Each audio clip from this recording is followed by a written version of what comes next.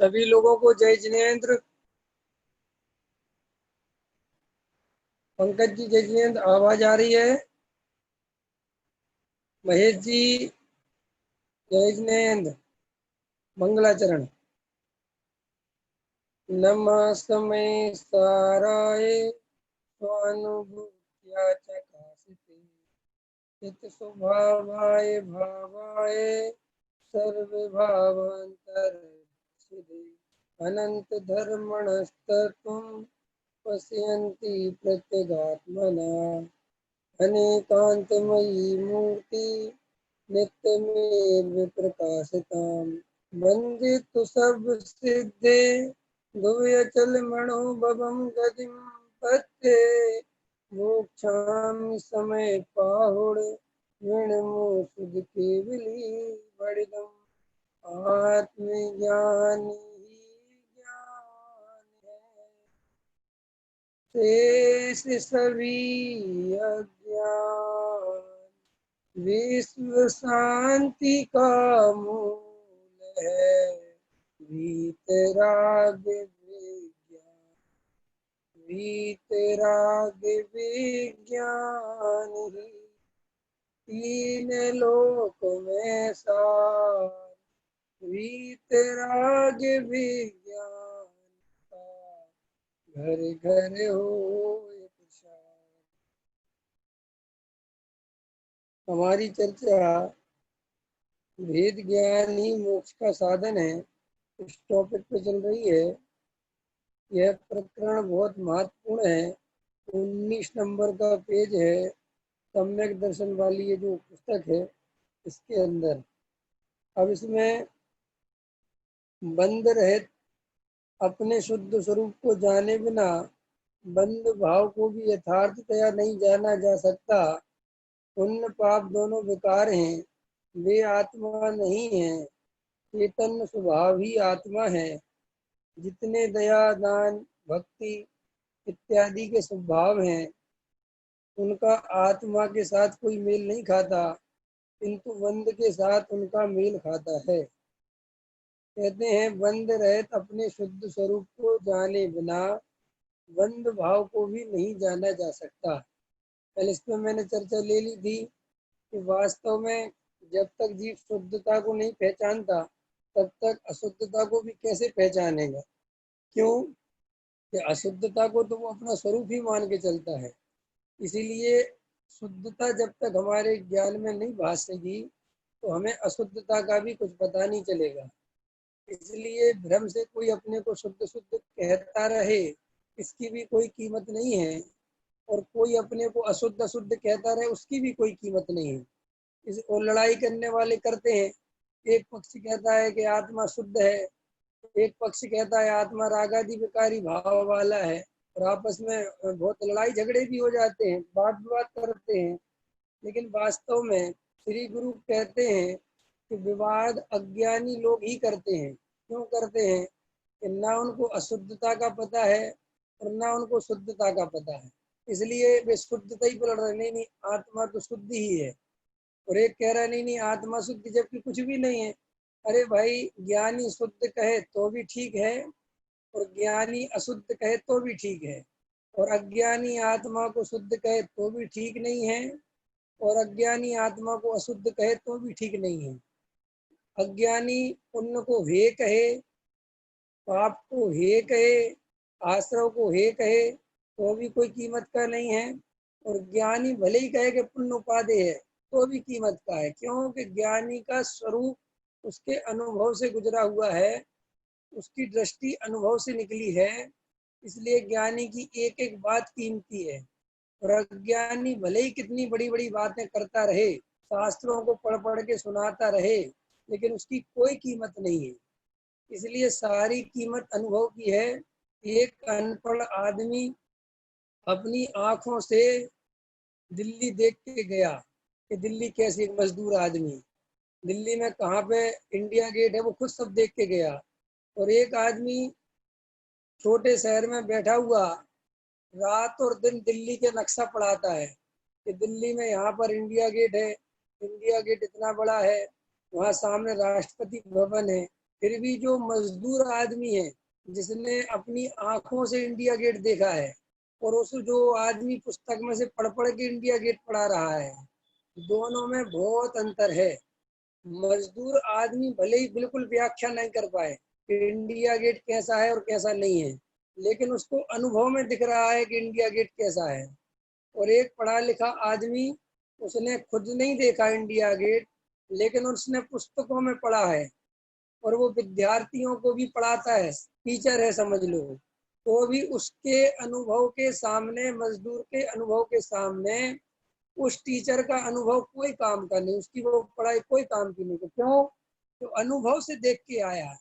ऐसे ही एक ग्वाले को सम्यक दर्शन हो जाए, एक अनपढ़ आदमी को सम्यक दर्शन हो जाए, आत्मानुभव हो जाए, और एक पंडित को दुनिया भर के शास्त्र याद हो, और वो बेचारा जो अनपढ़ आदमी है, कम पढ़ा लिखा है, ज्यादा कुछ नहीं जानता, भले ही वो आत्मा के बारे में दो शब्द नहीं बोल पाए, और एक पंडित विद्वान आत्मा के ऊपर पीएचडी करके बैठे हो और ये बड़ी से बड़ी व्याख्या आत्मा के बारे में करते हो, तो भी श्री गुरु कहते हैं कि ज्ञानी तो वो ही है जिसने अनुभव किया है। और तुम भले ही इतनी बड़ी बड़ी आत्मा का बात करते हो, सेमिनार चलाते हो, बड़े बड़े पुस्तकें लिखते हो, इससे तुम्हारे ज्ञान का होने का कोई वो नहीं है। इसलिए वास्तव में ज्ञानी अनुभव से बोलते हैं और अज्ञानी इधर उधर पढ़ पढ़ के इकट्ठा करते हैं। इसलिए ज्ञानी और अज्ञानी में सबसे बड़ी बात यही है कि वो अनुभव की कसौटी चाहिए। तो ऐसे ही यहाँ पर जो बात कह रहे गुरुदेव कि अज्ञानी जो है वो बंध को भी नहीं पहचानता और वो मोक्ष को भी नहीं पहचानता, वो ज्ञान को भी नहीं पहचानता, वो राग को भी नहीं पहचानता, बातें भले ही करता, उससे कुछ नहीं होता। हमारे यहाँ तो छोटे छोटे बच्चे सात तत्व का नाम बता देंगे, आश्रव हे है, बंध हे है, अजीब अजीब ये है, भेद करने लायक, सब सब बता देंगे, लेकिन वास्तव में वो कहते हैं कि ये बताना कीमतदार तब है जब ऐसा अनुभव में आया हो। हम सब जानते हैं जीव और अजीब अलग अलग है, लेकिन हमारे अनुभव में नहीं आया। इसीलिए तो जानने की कीमत है कि वो अनुभव से गुजरे। जानने का अर्थ होता है अनुभव, और हमने जानने का अर्थ निकाला है जानकारी। जानकारी का नाम अनुभव नहीं है। हमें अमेरिका की जानकारी है, दुनिया की जानकारी है, लेकिन अनुभव तो सिर्फ दिल्ली का है, और दिल्ली में भी जहाँ रहते हैं वहां का है, पूरी दिल्ली का नहीं है।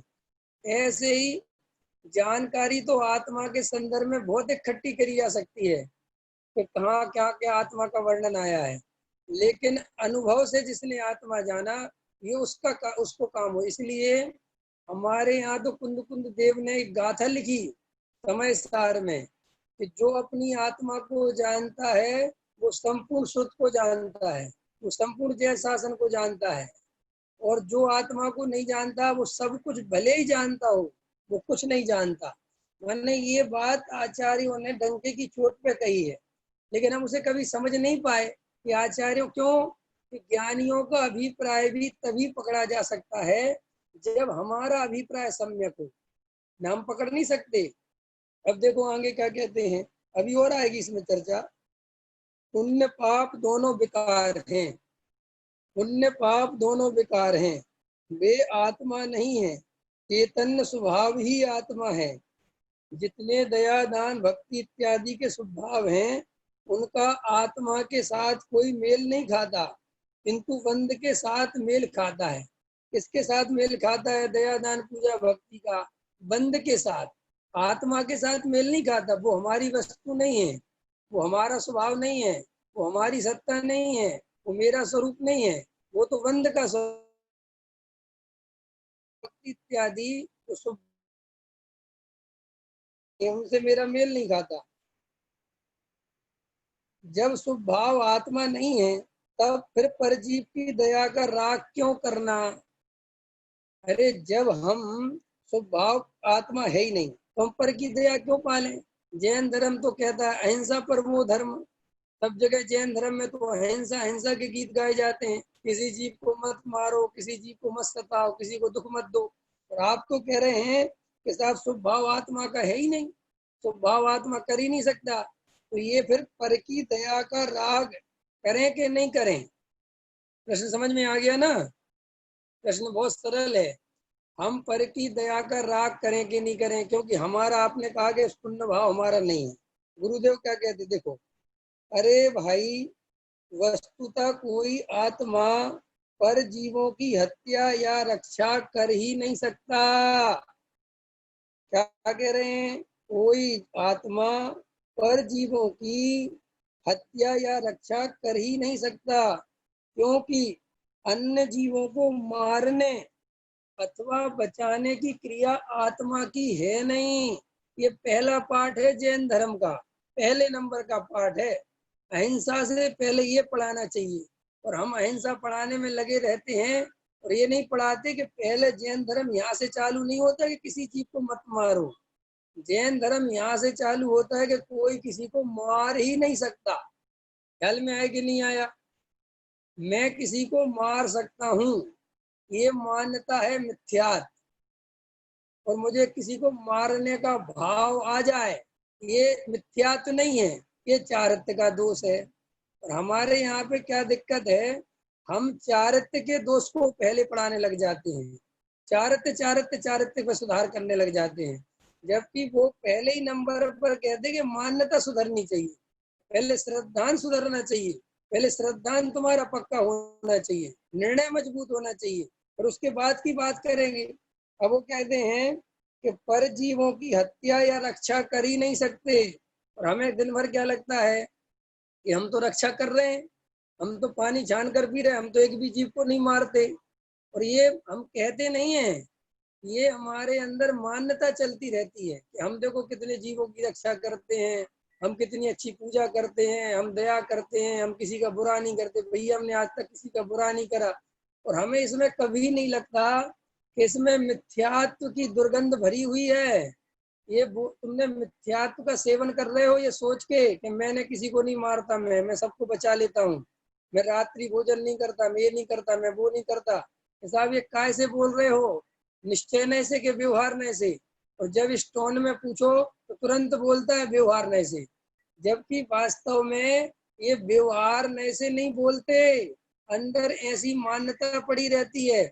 लेकिन हमें सिखा दिया गया कि जब कोई तुमसे पूछे कि किस नए से बोल रहे हो, तो व्यवहार नए से बोल रहे हैं। तो पर कि आप कैसे कहते हो कि हम व्यवहार नए से अंदर मान्यता खोल के? देखो भैया, तुम्हें दिन भर में कभी भी याद नहीं आता कि ये सब व्यवहार नए है, ये कुछ नहीं रखा, ये कोई मैं इसका करता नहीं हूँ। उसको कर्ता मान के ही करते हैं और उससे खुश होते हैं, उससे अपने अहंकार का पोषण करते हैं, अपने को बड़ा मानते हैं, दूसरे जीवों को छोटा मानते हैं। जैसे देखो, मैं छना हुआ पानी पीता हूँ और कोई अनछना हुआ पानी पीता है, तो हमारे अंदर तुरंत आता है ना कि देखो मैं छान के पीता हूँ और ये अनछना पीता है, ये पापी है और मैं धर्मात्मा हूँ। हम मंदिर में पूजा करते हैं और वो नहीं करता है, हम तुरंत कहते ना पूजा नहीं करता और हम करते हैं। और वहां में कोई निश्चय हो तो व्यवहार से नहीं बोलते, हम इसी मान्यता से चलते हैं कि मैं पूजा करता हूँ और ये सामने वाला नहीं करता है। हम इसी मान्यता से चलते हैं कि मैं पानी छान कर पीता हूँ, जीवों की रक्षा करता हूँ और ये सामने वाला नहीं करता। जबकि कुंद कुंद भगवान क्या कह रहे हैं, कुंद कुंद देव क्या कह रहे हैं, मूल गाथा कुंद कुंद देव, कुंद कुंद भगवान कह रहे हैं कि जो ऐसा मानता है मुनि, उनने शब्द डाला मुनि। जो मुनि ऐसा मानता है कि मैं त्रस और स्थावर जीवों की रक्षा करता हूँ, वो विष्णु के मत में शामिल है। क्या लिखा, किसके मत में शामिल है वो?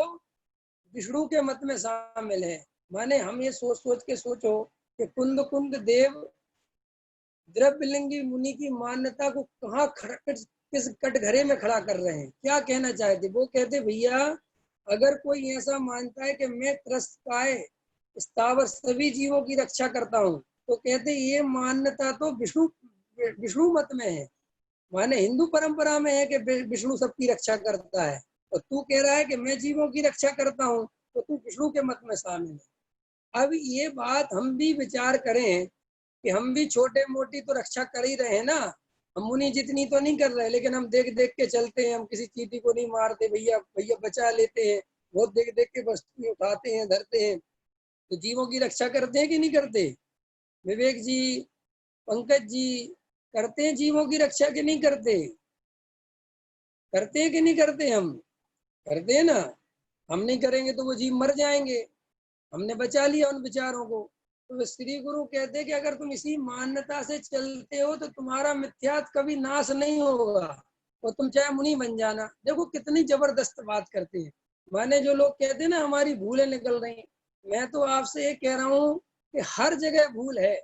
मैं तो कहीं भी उठा के बैठता हूँ, मुझे ऐसा लगता है कि इसमें देखो क्या अंदर, और अभिप्राय में चेक करो तो दिखाई देगा कि वास्तव में ऐसा ही है। पूजा हमने करी कि नहीं करी? बताओ, पूजा किसने करी? पूजा पढ़ी किसने पढ़ी? हमने पढ़ी। बढ़िया स्वर में किसने गाई? हमने गाई। वो अष्ट द्रव्य किसने चढ़ाए? हमने चढ़ाए। पूजा की सामग्री किसने बनाई? हमने बनाई। बाकी के तो लोग तो आते ही नहीं, पड़े रहते हैं, सोते रहते हैं, आलसी प्रमादी है भैया। एक इसलिए तो कहते हैं अकर्ता होना दुनिया का सबसे बड़ा पुरुषार्थ है। कर्ता होना पुरुषार्थ नहीं है, अकर्ता होना पुरुषार्थ है। सोचो आपने घर में भोजन बनाया सारा का सारा, और अंदर आपकी श्रद्धा ये रहे कि भोजन अपनी योग्यता से बना है, कितना पुरुषार्थ का काम है? है कि नहीं?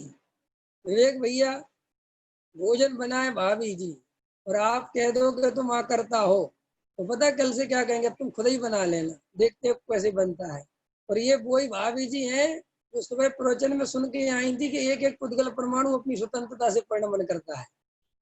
तो वो मंदिर की बात मंदिर में रह गई कि नहीं रह गई? आपको मंदिर में सुनाई काय के लिए थी? काय के लिए सुनाया था ये सब कि परमाणु परमाणु स्वतंत्र है? ये वहां आटा गूंथते समय अप्लाई करना था कि ये आटा हम नहीं गूंथ रहे हैं, ये अपनी योग्यता से हो रहा है, तब तो काम का था। लेकिन बस वहां बात इतनी सी है कि मंदिर की बात मंदिर में और घर की बात घर में, बस खत्म। इसलिए मिथ्यात्व टूटता नहीं। हमें क्या लगता है, मंदिर में सुन के आ गए, अरे भैया मंदिर में इसलिए सुनाया था कि अब घर में जाके इसको अप्लाई करना अपने जीवन में जो हम सुना रहे हैं। ऐसा थोड़ी कल आके फिर सुनने लगना, परसों आके फिर सुनने लगना, और फिर लोग आदत बना लेते हैं सुनने की। मंदिर का मंदिर में, घर का घर में।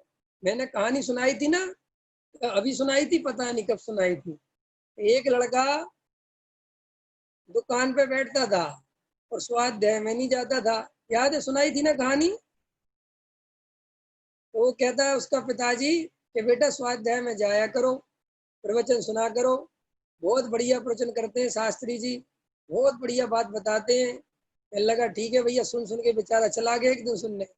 उसी दिन शास्त्री जी ने प्रवचन में ले लिया कि देखो भैया, बेईमानी नहीं करना, किसी को ठगना नहीं, किसी को सीधा आदमी आया तो उसको बेवकूफ नहीं बनाना, उचित दाम पे बेचना कोई भी सामान। तो बेचारे ने प्रवचन सुना सुबह, तो सुन के दुकान चला गया। एक गांव का आदमी आया, उसने कहा कपड़ा कितने रुपए मीटर? कपड़ा बेचारा 10 रुपए मीटर का था, 15 रुपए मीटर का था। और वो गांव का आदमी सीधा था, उसको एकदम 50 रुपए मीटर या 40 रुपए मीटर बताता तो वो ले लेता। लेकिन उसको एकदम पंडित जी की बात ध्यान आई, कह रहे उनने कहा था व्यर्थ में किसी आदमी को ठगना नहीं, सीधे आदमी को ऐसे नहीं करना। उसने एकदम बोला 15 रुपए मीटर। और इतने में उसके पिताजी आ गए। तो पिताजी ने कहा क्या क्या क्या रुपए मीटर खरीदा? तो उसने कहा 15 रुपए मीटर दिया भैया ने। तो उसने एकदम बन बनाते हुए कहा ये गलत रेट बेच दिया, अरे तुम्हें गलत कपड़ा, ये रेट नहीं है हमारा, तो 50 रुपए मीटर ये वो। उसके बेटे ने कहा कि पिताजी ये क्या है सब? पंडित जी के आज प्रवचन में आया था कि बेईमानी नहीं करना, इस तरीके का अन्याय से व्यापार नहीं करना, गरीब आदमी है क्यों इतना लूटना। तो एकदम उसके पिताजी बोलते हैं तुम अभी प्रवचन सुनना नहीं जानती, मंदिर की बात मंदिर में, वो व्यापार में घर गृहस्थी में लेके नहीं आना उसको, वहां की वहीं छोड़ के आया करो। देखो मैं जब प्रवचन सुनता हूँ बाद में खड़ा होके वहीं झाड़ देता हूँ सारा प्रवचन के नहीं, बोले ऐसे झाड़ के आया करो वरना मत जाया करो। तो ऐसे प्रवचन हमने जन्मों जन्मों से सुने हुए हैं। नो रिप्लाई बेस्ट रिप्लाई, हम कोई अप्लाई नहीं करते, कुछ नहीं उस पर अप्लाई करने की हमें आते ही नहीं है। हमारे यहाँ जैनियों के, जैन धर्म में एक अकेला जैन धर्म है जिसमें लिखा पुण्य पाप एक समान है, लेकिन आज तक किसी जैनी को ये बात ना तो पची ना गले उतरी। और महान कहान गुरुदेव ने ये बात कही तो उनके विरोध में उतरे आए लोग, जबकि शास्त्र में यही जैन धर्म का मूल यही। आपको पता है जैन धर्म अन्य धर्मों से बहुत से कारणों से अलग बनता है, तो उनमें एक बड़ा कारण ये भी है कि वो पुण्य को पाप के समान कहता है। कोई भी दर्शन हो दुनिया में पुण्य को पाप के समान नहीं कहा, उल्टा पुण्य को धर्म कहा। लेकिन जैन धर्म एक ऐसा धर्म है जिसने पुण्य को धर्म नहीं कहा, उसने तो कहा ये पुण्य बिल्कुल पाप के समान है। अच्छा पुण्य पाप के समान है कि नहीं सचिन जी, बोलो। हाँ पाप के समान है ना, कोई किसी को विरोध है इस बात से, सब राजी हो मेरी बात से कि समान है। और अभी देखना अभी अभी विरोध करोगे, अभी मैं बोलूंगा अभी गुस्सा आएगा कि नहीं नहीं ऐसा नहीं हो सकता। दुकान जाना और मंदिर जाना एक समान है।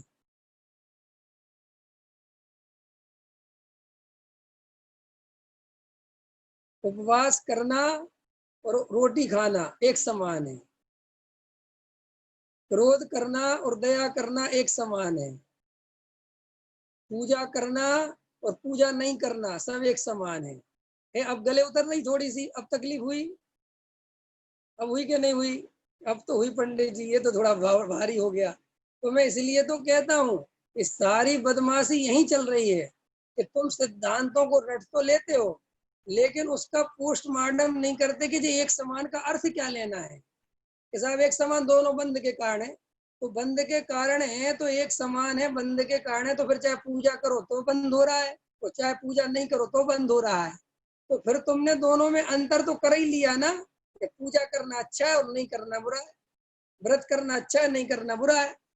अब हम दोनों को एक माने तो माने कैसे, और जब तक हम दोनों को एक मानेंगे नहीं तब तक भेद ज्ञान होगा नहीं।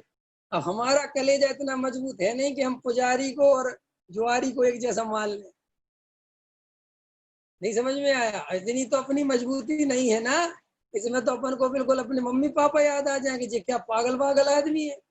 लेकिन भैया हम आपसे ही कह रहे हैं, अगर हमने जन्मों जन्मों पूजा भी करी तो मोक्ष नहीं मिला ना, और अगर हमने जन्मों जन्मों जुआ भी खेला हो तो कौन सा मोक्ष मिला, दोनों ही से नहीं मिला, क्योंकि दोनों ही बंद के कारण हमसे क्या फर्क पड़ता है।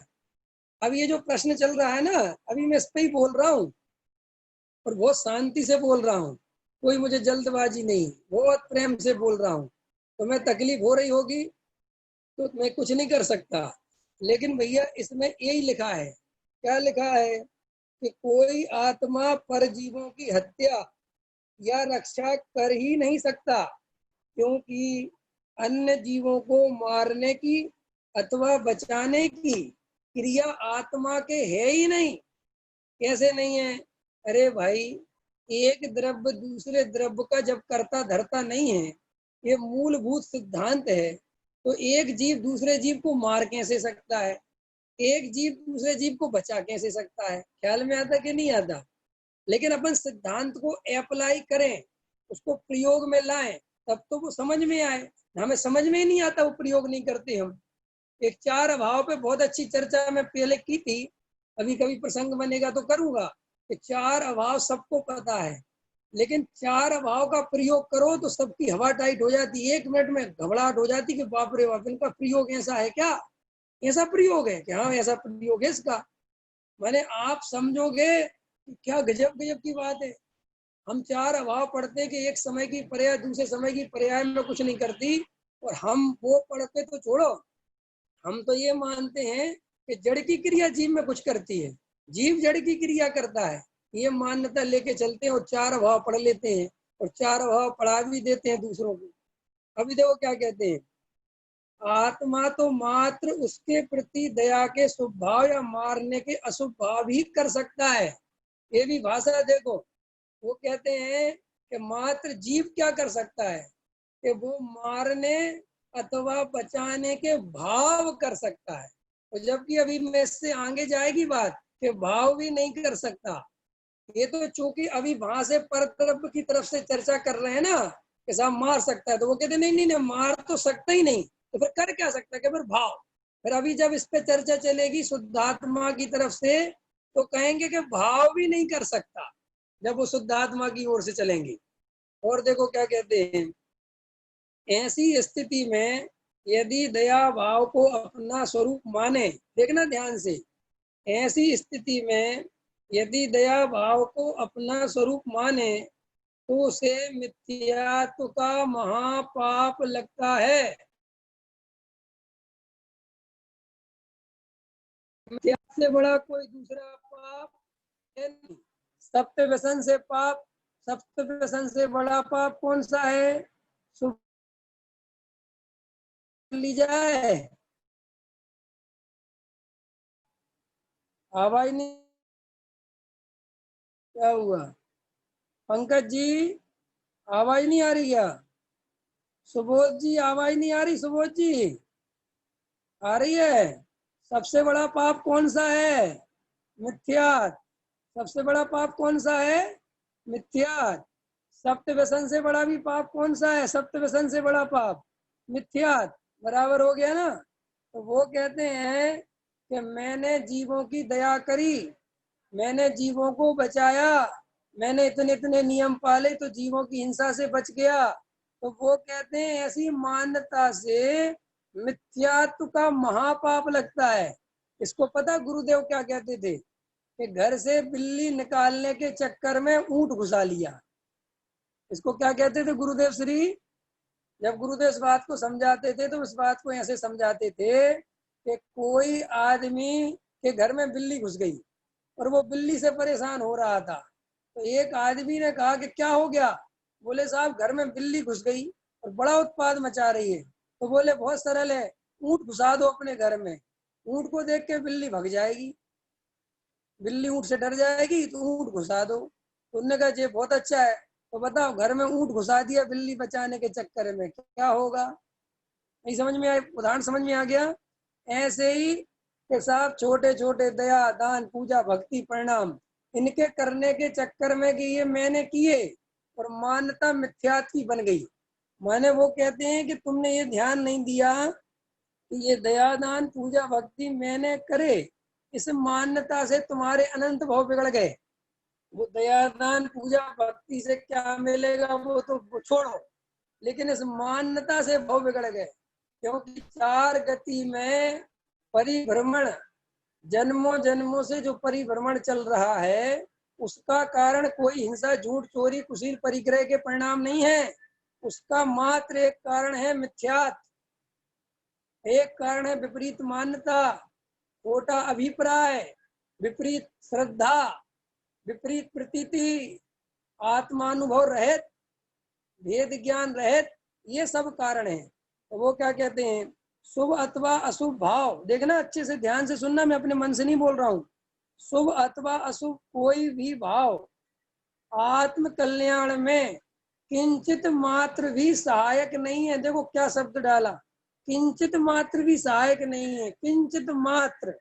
और अपने अपने हृदय पे हाथ रखो, अरे जो गुरुदेव को मानने वाले वो अपने हृदय पे हाथ रखो। हमने कभी एक गुरुदेव की बात को स्वीकार किया कि दया दान पूजा भक्ति के परिणाम किंचित मात्र भी मोक्ष मार्ग में साधन नहीं है?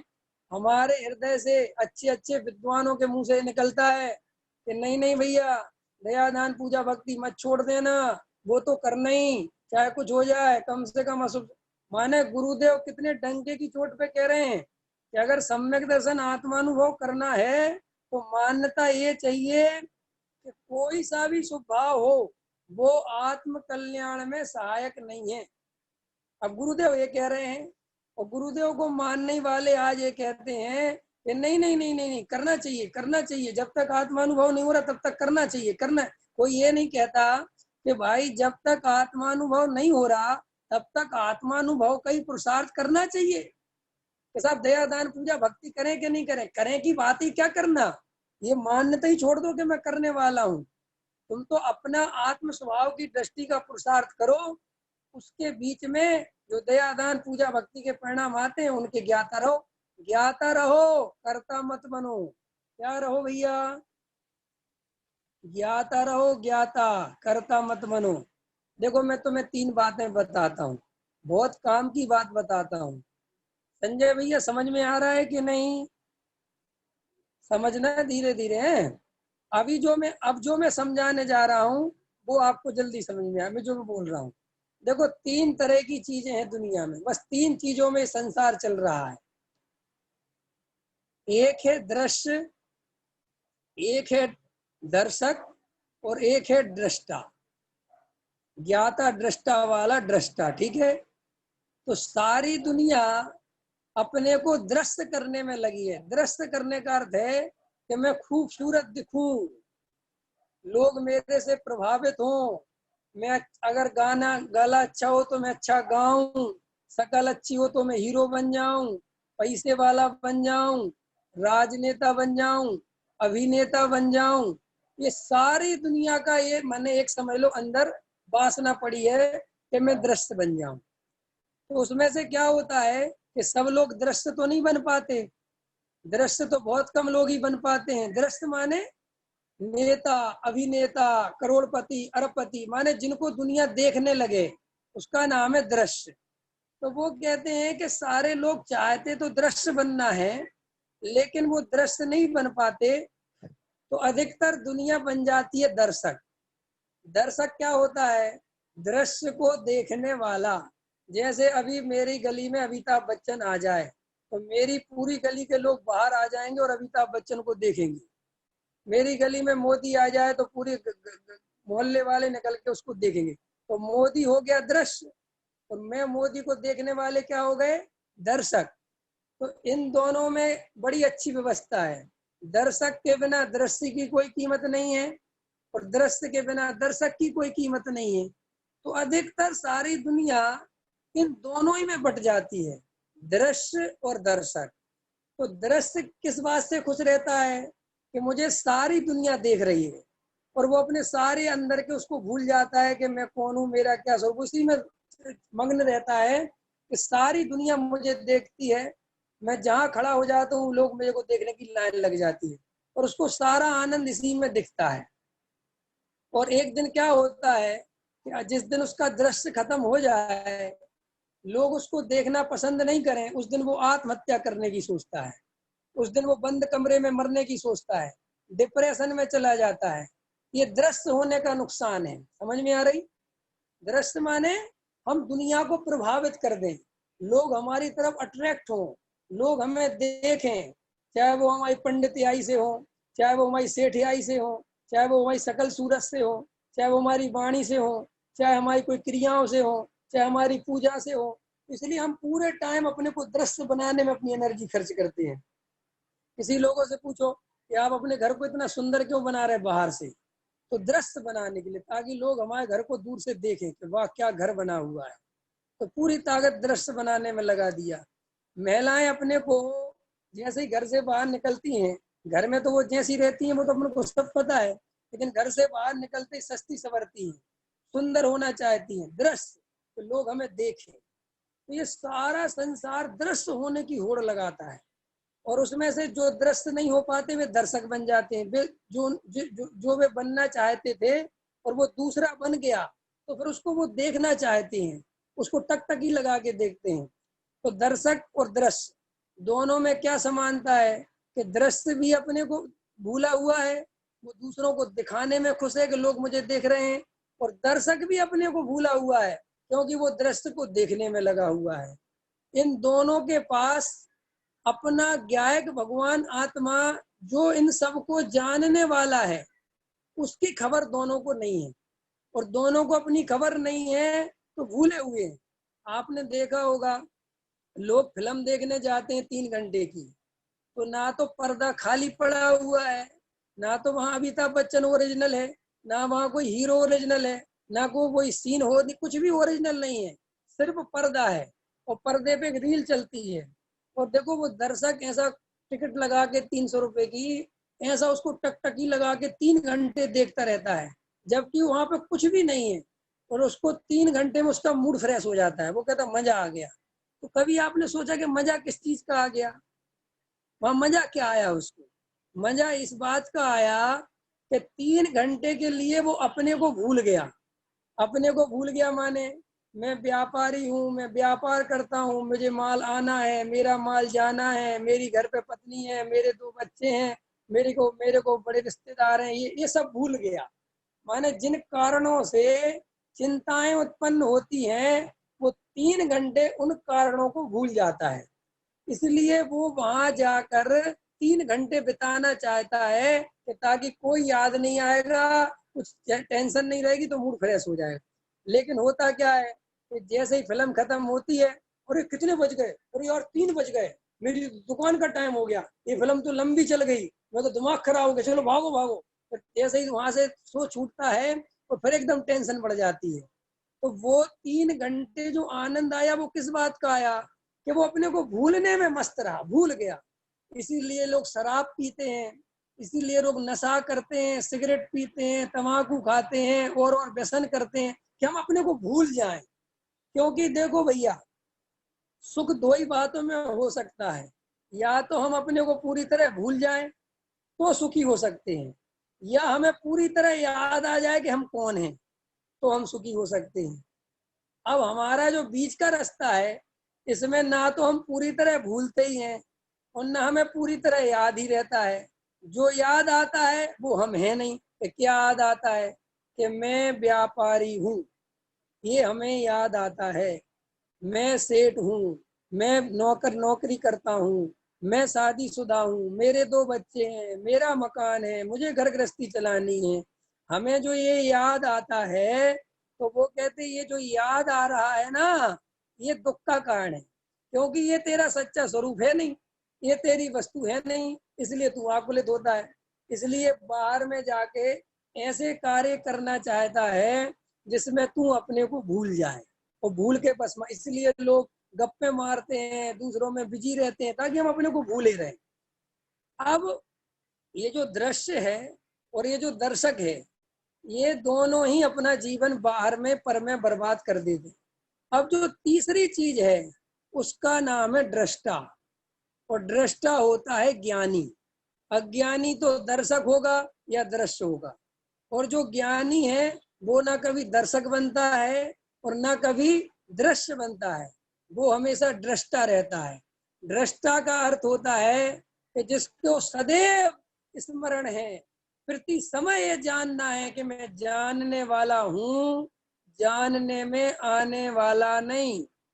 जो कुछ जानने में आ रहा है, जो भी मेरे ज्ञान में गे बन रहे हैं, जो भी मेरे ज्ञान में सब कुछ झलक रहे हैं पर पदार्थ, वो मैं नहीं हूँ।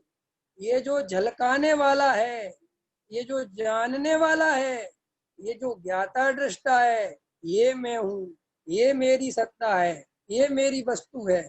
इसलिए वो अगर दृष्टा दर्शक भी बने तो भी दृष्टा को नहीं भूलता, और वो दृश्य बने तो भी दृष्टा को नहीं भूलता, माने जानने वाले को नहीं भूलता।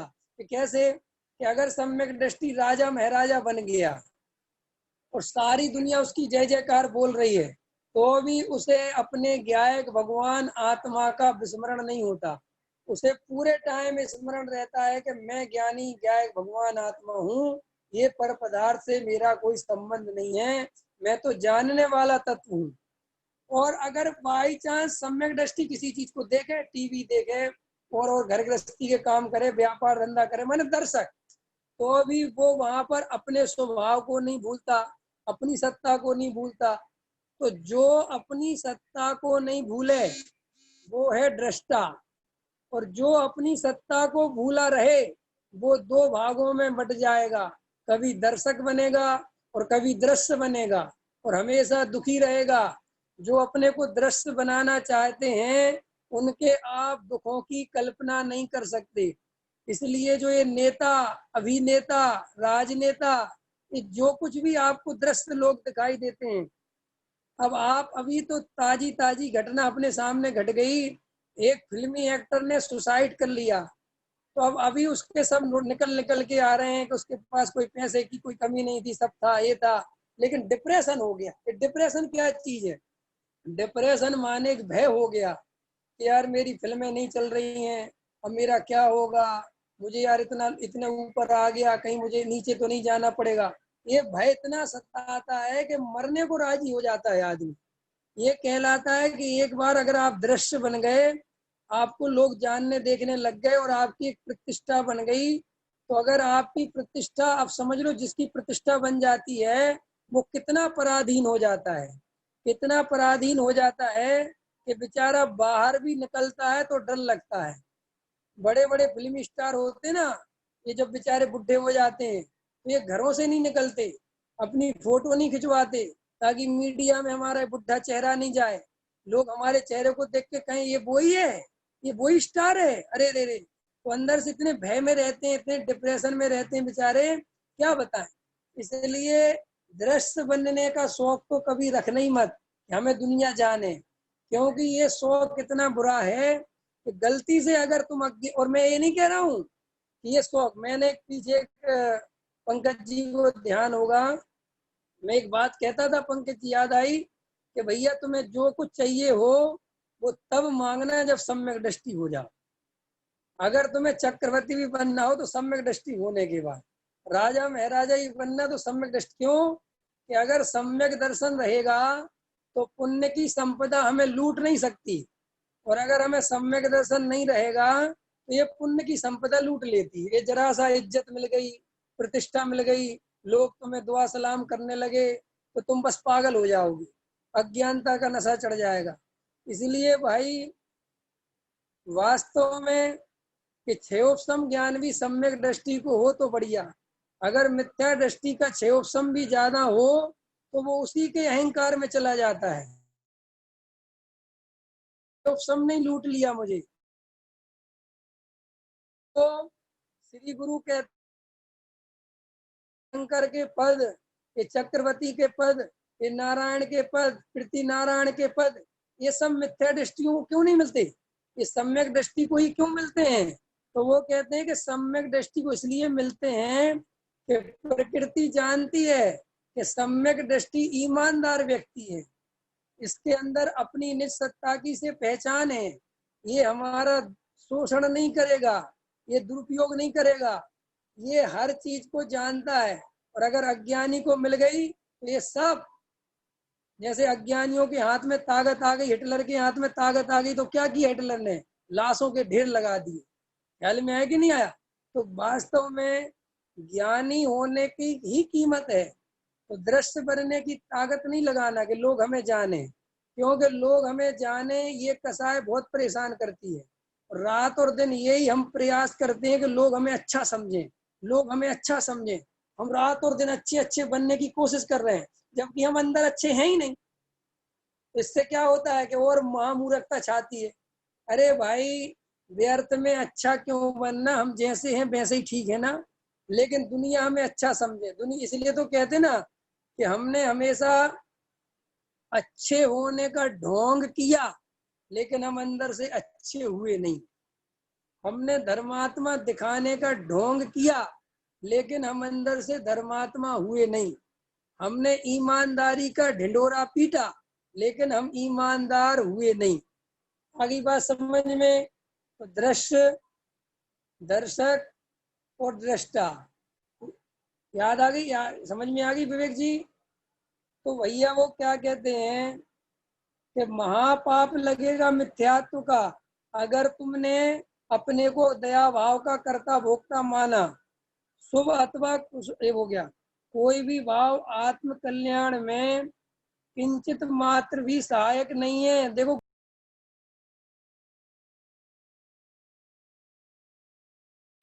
आत्मा के स्वभाव से विपरीत लक्षण वाले हैं, पुण्य पाप भाव आश्रव तत्व हैं, अनात्मा है। जहां तक चारित्र की कमजोरी, चारित्र में कमजोरी है, वहां तक ज्ञानी को भी वे भाव आते हैं, परंतु वे भाव धर्म नहीं है। क्या कह रहे हैं कि वे सब भाव आते हैं ज्ञानी को भी भूमिका के अनुसार। दयादान पूजा भक्ति के भी आते हैं और पंच इंद्री के विषय भोगों के भी आते हैं, उसमें कोई डरने की बात नहीं। लेकिन उन्हें वो ना तो धर्म मानता है, ना उन्हें अपना स्वरूप मानता है, और ना अपनी सत्ता में मिलाता है, भेद रखता है।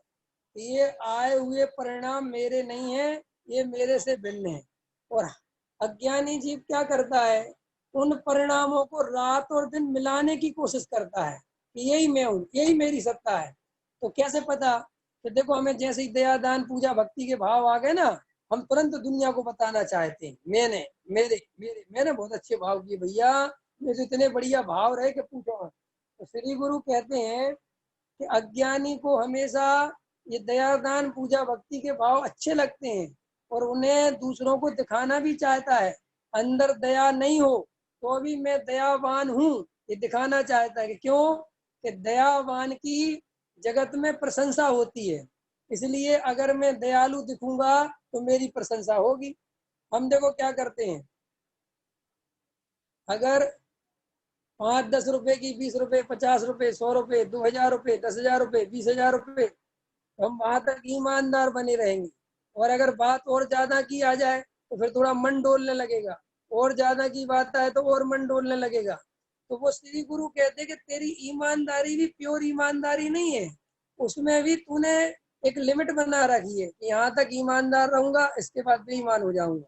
दया की भी एक लिमिट बना रखी है, हर चीज में एक सिस्टम बना रखा है, वो भी इसलिए कि लोग मुझे अच्छा समझें। तो यहाँ श्री गुरु कहते हैं कि भाई ये सब परिणाम आते हैं, परंतु वे भाव धर्म नहीं है। साधक दशा में राग होता है, तथापि ज्ञान उनसे भिन्न है। अब देखो वो कहते हैं कि वे धर्म नहीं है। अब हम खुद बताओ, अंदर से देखो, अपन सुबह से 6-4 घंटे मंदिर में लगा के आए, तो अपन को कहीं भी ऐसा भाव लगता है कि ये कोई धर्म नहीं है, ये तो खाली क्रिया कांड है, ये तो आश्रव तत्व है, इसमें कोई धर्म का लेना देना नहीं है। अंदर एक बार भी ऐसा भाव आता है किसी को, कि सबको ये लगता है कि हम तो बहुत भैया करके आए हैं, और भैया ये हालांकि अभी असली धर्म तो नहीं है, लेकिन ये इसके बिना भी तो नहीं होता ना। मैंने हम वो कहीं ना कहीं उसको छुपा लेते हैं, जबकि वो भी कोई पूछे तो हमें याद आता है, वरना हम तो उसमें संतुष्ट हो जाते हैं करके। कि आपको कैसे पता संतुष्ट हो गए, कि हम 3 घंटे क्रिया कांड करके पूजा पाठ करके 23 घंटे 21 घंटे के लिए अपनी आत्मा को याद नहीं करते, और हमें कहीं भी नहीं लगता कि आज हमने आत्मा को याद नहीं किया। इस बात की निशानी है कि तुम उनको करके संतुष्ट हो गए। अगर तुम्हें रियल में होता तो तुम रियल में कहते कि नहीं, अभी हमारे कुछ भी नहीं हुआ भैया, इसमें क्या, हम तो भी पर में ही अपना जीवन खर्च करके आए, अपने लिए कुछ भी खर्च करके नहीं आए। उदाहरण के लिए देखो, हम दूसरे की दुकानदारी करके आए और अपनी दुकान नहीं खोलें, तो हमें ऐसा लगता है कि हमारा फायदा हो गया। नहीं समझ में आया? अरे हमने आपसे सपोज करो, एक हमने पूछा कि क्यों विवेक जी, यार मेरे को एक सामान चाहिए है। आपने कहा सामान कौन सा? मैंने कहा एक आइटम चाहिए। बोले वो तो आपके दिल्ली में मिल जाएगा। अरे मैंने कहा बताओ किसके यहाँ मिल जाएगा? आपने कहा मैं नंबर देता हूँ, वहाँ बात कर लो, और उसको वो जो रेट बताया लेके ले आना। और मैं जाके ले आया। तो कहीं भी विवेक जी आपको ऐसा लगा कि आपको फायदा हो गया, आपको 2 रुपए बच गए, कहीं लगा आपको? नहीं लगा ना, नहीं लगा। और अगर आपने बीच में अपने 2 रुपए रख के वो माल बेचा तो आपको लगता कि मैंने कुछ कमा लिया। ऐसे ही श्री गुरु कहते हैं कि दया दान पूजा भक्ति व्रतशील संयम आदि बिल्कुल पर का कार्य है, वो तुम्हारा कार्य नहीं है, वो तुम्हारी वस्तु नहीं है, उसमें तुम्हारा कोई फायदा नहीं हुआ। लेकिन तुम तो वो पर का कार्य कर करके खुश हो रहे हो, तुम तो उसे अपना फायदा मान रहे हो कि साहब कुछ नहीं तो थोड़ा बहुत पुण्य तो बंधा होगा ना। तो श्री गुरु कहते हैं जिनकी ऐसी पुण्य के लिए लाट टपकती है, या जो ऐसे पुण्य के लिए मरते हैं, उन्हें कभी 3 काल में आत्मा मिल ही नहीं सकता। क्योंकि आत्मा मिलने की पहले शर्त तो पाप से तो दुश्मनी पहले और पुण्य से दुश्मनी उससे पहले। ख्याल में आया कि नहीं आया है? माने हमें अंतरंग में बिल्कुल भी पुण्य की चाह वो है कि पुण्य मिल जाए, पुण्य पढ़ना। तो वो कहते कि अभी तुम्हें नहीं बात, फिर आत्मा समझ नहीं आया। और क्या कहते हैं, साधक दशा में राग होता है तथापि ज्ञान उनसे भिन्न है।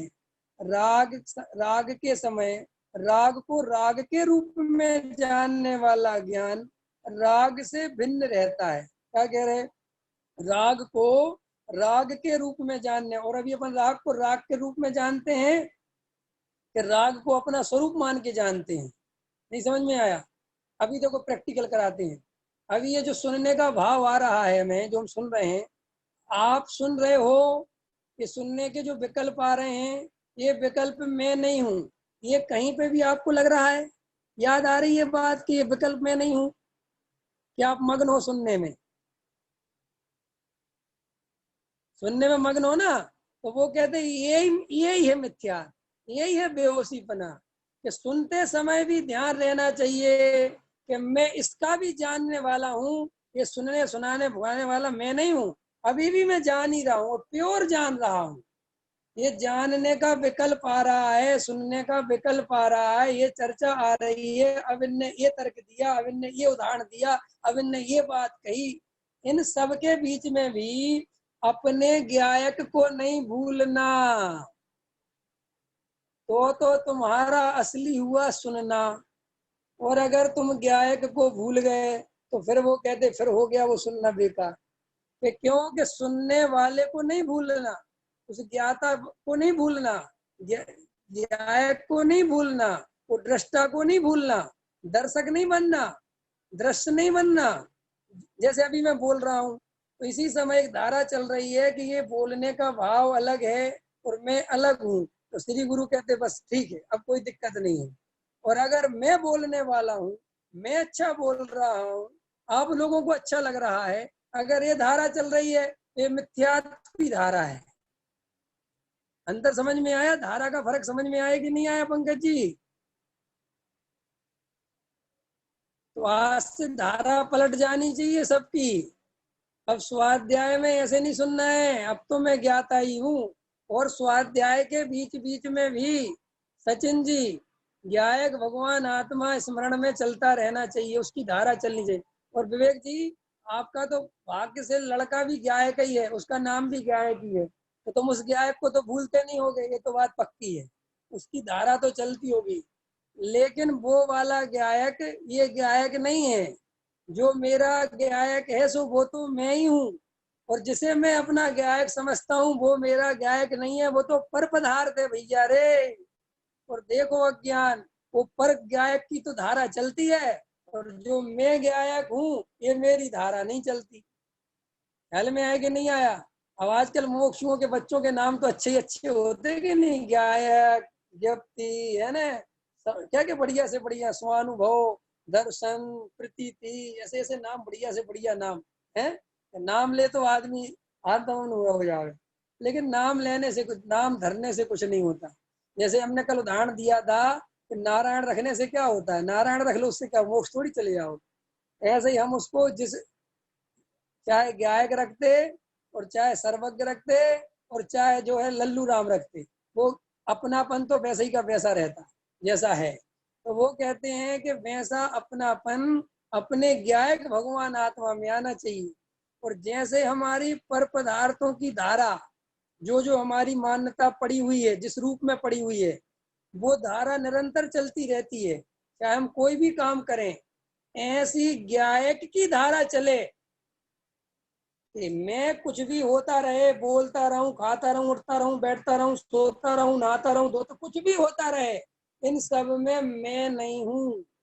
मैं तो सिर्फ गायक ही हूँ, जानने वाला ही हूँ। ये धारा जिसके चल रही है वो ज्ञानी।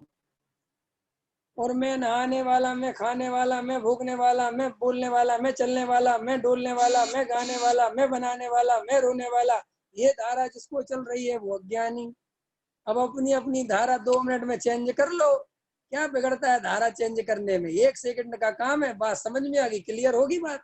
बस इसको अनुभव के तल पर उतार देनी है कि ये राग और ये ज्ञान और ये ज्ञान में, बस बात खत्म। नमक का स्वाद चखा और एक बार चखा और खा रहा है, बस बात खत्म होगी। अब जिंदगी भर कभी नहीं भूलना, चाहे नमक कभी मिले चाहे नहीं मिले, इससे क्या फर्क पड़ता है। ऐसे ही ज्ञायक भगवान आत्मा का लक्षण पहचाना, ज्ञान का लक्षण पहचाना, राग का लक्षण पहचाना और जाना। ये जानने वाला मैं हूँ, इसके अलावा मैं कुछ करता नहीं। बाकी जो होता है वो अपने आप होता रहता है, मैं तो जानते ही रहता हूँ। और ये अज्ञान था ना आदिकाल से, कि इस सब को मैं अपना मान लेता था। इसी कारण मैं पागल चार गति में घूम रहा हूँ। आज ये मेरा पागलपन दूर हो गया, आज मुझे बात क्लियर कट हो गई। ऐसा अब अनुभव हुआ कि नहीं आत्मा? अरे अभी तुम छोड़ो, तुम ये निर्णय करो, बस ये निर्णय करो, इसके मजे लो। इसी मजे में आत्मानुभव आएगा भाई साहब। विश्राम में ही आत्मानुभव आता है, श्रम में आत्मानुभव नहीं आता। नहीं समझ में आया? पॉइंट फिर से दोहराऊं। एक आदमी गया, बोला साहब मैं बहुत अशांत हूँ, मैं इतना अशांत हूँ कि मेरा मन शांत नहीं होता। तो एक गुरु था, उसने कहा ये तुम कल सुबह 4 बजे आना, मैं तुम्हारी सारी अशांति दूर कर दूंगा। तो वो राजा कहने लगा यार सुबह 4 बजे आना पड़ेगा? बोले हाँ, एक बिल्कुल अशांति दूर, बहुत बड़ी अशांति दूर करूंगा। तो राजा सुबह उठा 4 बजे और गया उसके पास। तो वो जो संत था उसने इतना बड़ा डंडा रख रखा था, बढ़िया बांस का डंडा बेहतरीन, और डंडा रख रखा था कि आओ आओ। आ गया वो राजा। बोले बोलो क्या क्या है? बोले साहब वो अशांति परेशान करती है। बोले कहाँ है, दिखाओ। उसको आज डंडे से इतना पीटेंगे ना कि बिल्कुल 1 मिनट में भाग जाएगी। तुम बस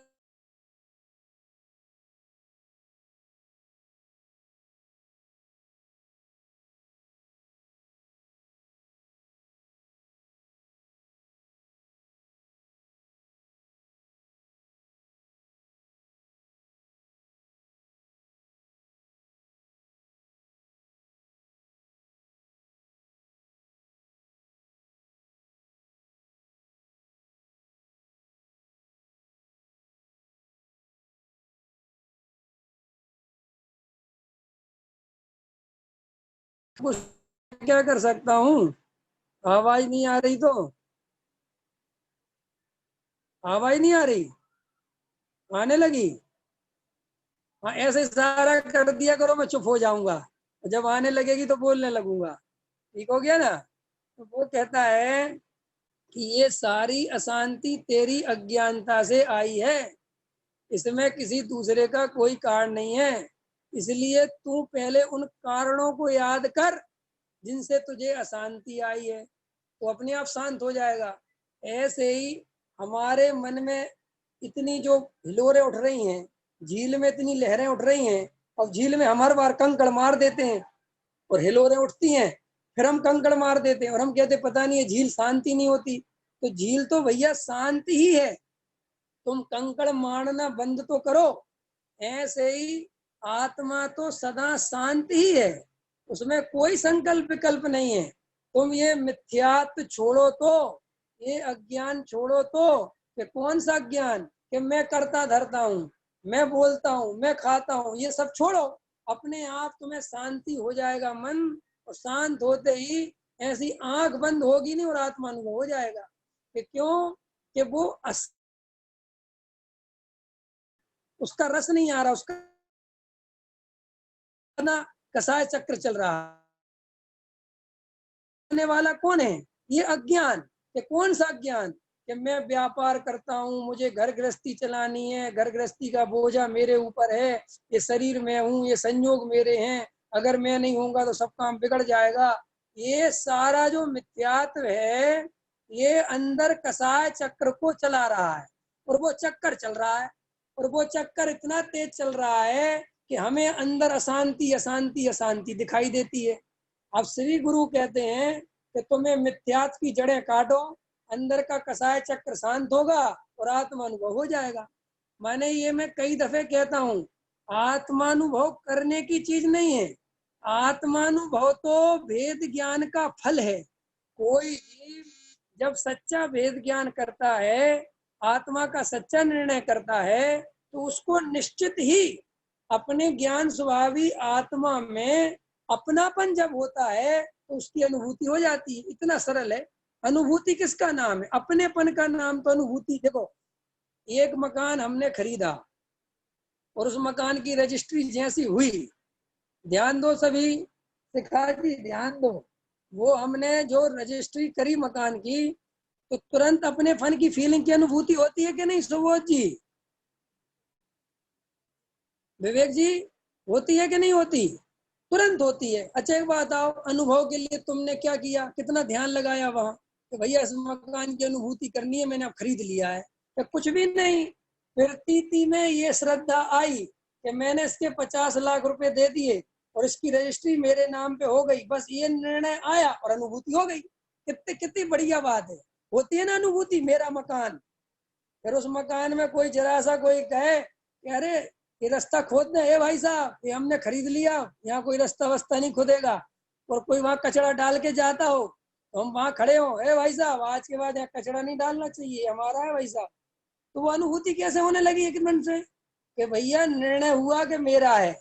ऐसे ही आत्मानुभूति क्यों नहीं हो रही? क्योंकि आत्मा में अपनापन नहीं है। अगर आत्मा में अपनापन आ जाए तो अनुभूति भाई साहब पड़ोसी की थोड़ी होगी, फिर जिसमें अपनापन होगा उसकी अनुभूति होगी। कोई अनुभूति कोई हुआ नहीं है, कोई अनुभूति ऐसी चीज नहीं है कि साहब बहुत दुर्लभ है। अपनापन नहीं है इसलिए दुर्लभ है। जैसे सौतेली माँ ये कहे कि मुझे इस लड़के की अनुभूति क्यों नहीं होती अपनेपन की, क्या भैया तेरा इसमें अपनापन नहीं है। और वो सगी माँ जो अमेरिका में बैठा है जिसका बेटा, उसको यहाँ पर भी उसकी अनुभूति होती है, और सौतेली माँ उसका बेटा सामने बैठा है तो भी अनुभूति नहीं होती। ऐसे ही भगवान आत्मा, त्रिकाली ध्रुव ज्ञायक भगवान आत्मा हम सब हैं, लेकिन हमारा अपनापन स्त्री पुत्र मकान दुकान शरीर संयोग जड़ पदार्थ धन वैभव इसमें, तो हमें अनुभूति उसकी चल रही है और आत्मा यही मौजूद है, और हम सबसे चिल्लाते फिर रहे हैं कि हमें आत्मा अनुभूति नहीं होती। तो अरे श्री गुरु कहते कि जहां अपनापन है वहां अनुभूति हो रही है। अगर वहां से अपनापन निकल के आत्मा में अपनापन हो जाए तो अनुभूति भी किसकी होगी? आत्मा की। सरल है, बहुत सरल है। और अनुभूति के दो अर्थ करूंगा मैं। अभी एक अर्थ, अभी इस दुनिया सारे अनुभूति के भी एक ही अर्थ समझती है। अनुभूति के दो अर्थ हैं, एक उपयोग रूप अनुभूति और एक अपनापन रूप अनुभूति। सम्यक दृष्टि को अपनेपन रूप अनुभूति 24 घंटे रहती है और उपयोग रूप अनुभूति कभी कभी होती है। और जो मजा है ना वो अपने रूप अनुभूति का है, उपयोग रूप अनुभूति तो कदाचित होती है, वो एक अलग शुद्धोपयोग जिसे कहते हैं। और यहाँ जो अनुभूति कहते हैं कि अपनापन, कि मेरी वस्तु कौन है, ये मेरी सत्ता कौन है, मेरा अस्तित्व कौन है, उसमें जो अपनापन है उसकी अनुभूति 24 घंटे सम्यक दृष्टि को रहती है। समझ में आ गया? सरल हो गया? समझ में आ गया सभी को? अभी का समय हो गया, ठीक है भैया। आप लोगों को इतनी बात मैंने कह दी अनुभूति के संदर्भ में। और अभी ये अनुभूति के बारे में बहुत खुलासा करेंगे अपन, अनुभूति का अर्थ भी हम नहीं समझ पाते अभी, तो अनुभूति की अपन कल चर्चा लेंगे थोड़ा सा। और आप और हम वो ज्ञायक की धारा को पकड़ना है, वो ही असली खेल है और कोई दूसरा खेल नहीं है। मैंने 3 चीजें पकड़ाई, दृश्य, दर्शक और दृष्टा। तो तुम्हें 2 को छोड़ देना है, दर्शक को और दृश्य को। तुम्हें पकड़ के रखना है दृष्टा। आई एम दृष्टा, ज्ञाता दृष्टा, इसको पकड़ना है, इसको अपनापन में लेना है बस। अभी का समय हो गया। अरे समय तो ज्यादा हो गया भैया, ये तो 10-10 हो गए। सॉरी सॉरी, मैं माफी चाहता हूँ, ध्यान नहीं दिया मैंने।